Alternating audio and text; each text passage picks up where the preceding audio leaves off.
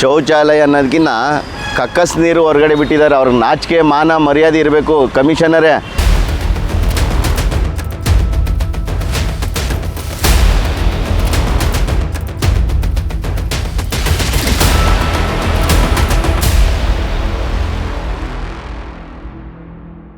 ನೀವೇನು ಅನ್ನ ತಿಂದಿರೋ, ಹೊಟ್ಟೆಗೆ ಏನು ತಿಂದಿರಾ ನೀವು?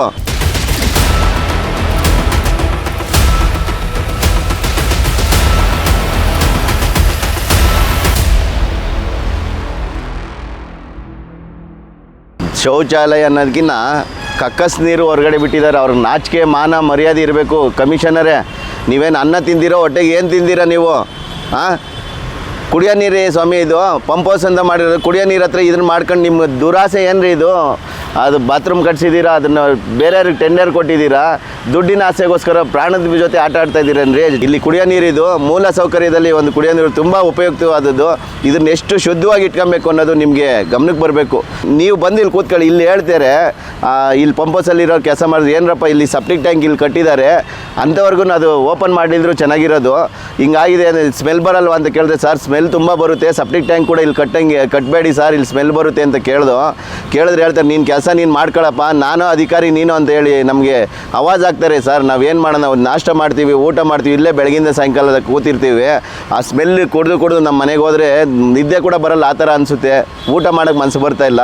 ಮತ್ತು ಇಲ್ಲೇನಾದರೂ ಕಾಲರ ಏನಾರ ಸ್ಟಾರ್ಟ್ ಆದರೆ ನೀರು ಕುಡಿಯೋ ನೀರಲ್ಲಿ ಯಾವುದಾದ್ರು ಪಂಪ್ ಹೌಸ್ ಪಕ್ಕದಲ್ಲಿ ಇರೋಂಥದ್ದು ಇದು ಯಾವುದಾದ್ರೂ ಒಂದು ವಾಟ್ರ್ ಲೈನ್ಗೆ ಲಿಂಕ್ ಆದರೆ ಅಲ್ಲಿ ಆಲ್ರೆಡಿ ಯಜ್ಞ ಇಲಿ ಎಲ್ಲ ತೋಡಿದ್ದಾವೆ.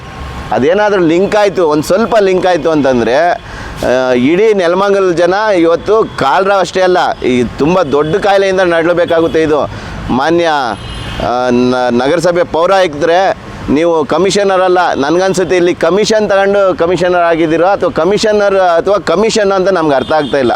ನೀವು ನಿಮಗೆ ನಾಚಿಕೆ ಮಾನ ಮರ್ಯಾದೆ ಇರೋದೇ ಆದರೆ ಫಸ್ಟ್ ಇದನ್ನು ತೆಗೆಸಿ. ಈ ಸೆಪ್ಟಿಕ್ ಟ್ಯಾಂಕ್ ಮಾಡಿಸಿರೋದು, ಅದ್ರ ಜೊತೆಗೆ ಇದು ನಮಗೇನು ಬಾತ್ರೂಮ್ ಇಲ್ಲಿ ಬೇಕು ಅಂತ ಯಾರು ಕೇಳಿರಲಿಲ್ಲ ಸ್ವಾಮಿ ಇದು. ಯಾಕೆಂದರೆ ಬಸ್ ಸ್ಟ್ಯಾಂಡ್ ಹತ್ರ ಇವೆಲ್ಲ ಆಗ್ತಾಯಿದ್ದಾವೆ. ಇಲ್ಲಿ ನೀವು ಇದನ್ನು ದುರುಪಯೋಗ ಮಾಡ್ಕೊತಾ ಇದ್ದೀರಿ ಈ ಜಾಗನ.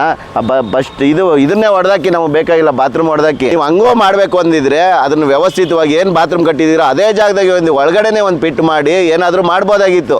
ಆದರೆ ನನಗಿಲ್ಲಿ ಕಾಣಿಸ್ತಾ ಇದೆ, ನೀವು ಹಣದ ದಾಹಕ್ಕೆ ಇದು ದಾಹ ನಿಮಗೆ ತುಂಬಾ ಕಾಣ್ತಾ ಇದೆ. ಫಸ್ಟ್ ಇದನ್ನು ತೆಗೆಸಿ, ಅದ್ರ ಜೊತೆಗೆ ಅದನ್ನು ಕೂಡಲೇ ಬಾತ್ರೂಮ್ ಹೊಡಾಕ್ಸಿ, ಇಲ್ಲ ಬಾತ್ರೂಮ್ ಒಳಗಡೆ ಪಿಟ್ ಮಾಡಿಸಿ. ಇಲ್ಲಿ ಕುಡಿಯೋ ನೀರು ಸ್ವಾಮಿ ಇದು, ಇಡೀ ನೆಲಮಂಗಲ ಜನತೆ ಕುಡಿಯೋಂಥ ನೀರು. ಇದಕ್ಕೂ ಏನಾದರೂ ಇವಾಗ ಎಲ್ಲ ನೀರಿಲ್ಲದೆ ಸಾಯ್ತಾ ಇದ್ದಾರೆ. ಅದರೊಳಗೆ ಎಲ್ಲನ ಒಂದು ಚಿಕ್ಕ ಹೋಲಾಯಿತು ಅಂತಂದರೆ ಇದು ಇಡೀ ನೆಲಮಂಗಲ ಜನತೆ ಸಾಯೋಂಥ ಪರಿಸ್ಥಿತಿ ಬರುತ್ತೆ.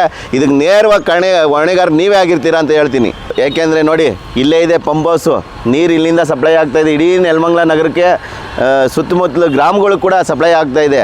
ಇದಕ್ಕೇನಾದರೂ ಸ್ವಲ್ಪ ಹೆಚ್ಚು ಕಮ್ಮಿ ಆಗಿ ಏನಾದರೂ ಆರೋಗ್ಯದಲ್ಲೇ ಆಗಿರ್ಬೋದು ಅಥವಾ ಬೇರೆ ಯಾವುದೇ ವಿಚಾರದಾಗೆ ಆರೋಗ್ಯಕ್ಕೆ ತೊಂದರೆ ಆದರೆ ಯಾವುದೇ ಪಬ್ಲಿಕ್ಕಿಗೆ ಇದು ನಾವಂತೂ ಸುಮ್ಮನಿರಲ್ಲ.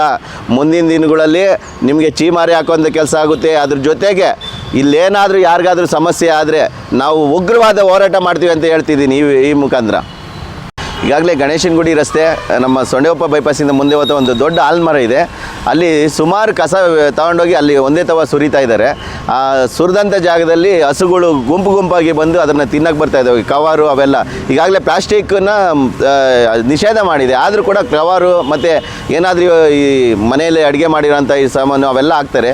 ಹಸುಗಳು ತಿನ್ನೋಕ್ಕೆ ಗುಂಪಾಗಿ ಬಂದಾಗ ಒಂದಕ್ಕೊಂದು ಗುದ್ದಾಡ್ಕೊಂಡು ರಸ್ತೆಗೆ ಬರ್ತಾ ಇದ್ದಾವೆ. ಆ ರಸ್ತೆಯಲ್ಲಿ ಹೋಗೋಂಥ ಜನರು ಪ್ರಾಣದ ಮೇಲೆ ಚೆಲ್ಲಾಟ ಆಡ್ತಾ ಇದ್ದಾರೆ. ಯಾಕೆಂದರೆ ತಮ್ಮ ಗಮನಕ್ಕೆ ಈಗ ಆಲ್ರೆಡಿ ಅದು ಒಂದು 8-10 ದಿನ ಮುಂಚೆನೇ ನಮ್ಮ ಮಾಧ್ಯಮ ಮಿತ್ರರು ಗುರುತಿಸಿ ಇದನ್ನು ಈ ಥರ ಆಗ್ತಾಯಿದೆ ಅಂತ ಹೇಳಿದ್ರೆ ನೀವು ಅದನ್ನು ಕೂಡ ಮಾಡಲಿಲ್ಲ ಅಂದರೆ ನಿಮ್ಮ ಬೇಜವಾಬ್ದಾರಿ ಎದ್ದು ಕಾಣ್ತಾ ಇದೆ. ಮಾನ್ಯ ಪೌರಾಯುಕ್ತರೆ, ನೀವೇನಾದರೂ ನಿಮಗೆ ನಾಚಿಕೆ ಮಾನ ಮರ್ಯಾದೆ ಅನ್ನೋದಿದ್ದರೆ ಕೂಡಲೇ ಅದನ್ನು ಬಗೆಹರಿಸಿ. ಅದ್ರ ಜೊತೆಗೆ ಪಂಪ್ ಹೌಸ್ನಲ್ಲಿ ಆಗಿರೋಂಥದ್ದು ಏನಾದರೂ ಒಂದು ಆರೋಗ್ಯಕ್ಕೆ ಹಾನಿ ಆದರೂ, ಒಂದು ಪ್ರಾಣಕ್ಕೆ ಹಾನಿ ಆದರೆ ಮಾತ್ರ ಇದಕ್ಕೆ ನೇರ ಹೊಣೆಗಾರರು ನಗರಸಭೆ ಅಧಿಕಾರಿಗಳು ಅಂತ ಹೇಳೋಕ್ಕೆ ಇಷ್ಟ ಬೀಳ್ತೀನಿ. ಗಮನದಲ್ಲಿರಲಿ.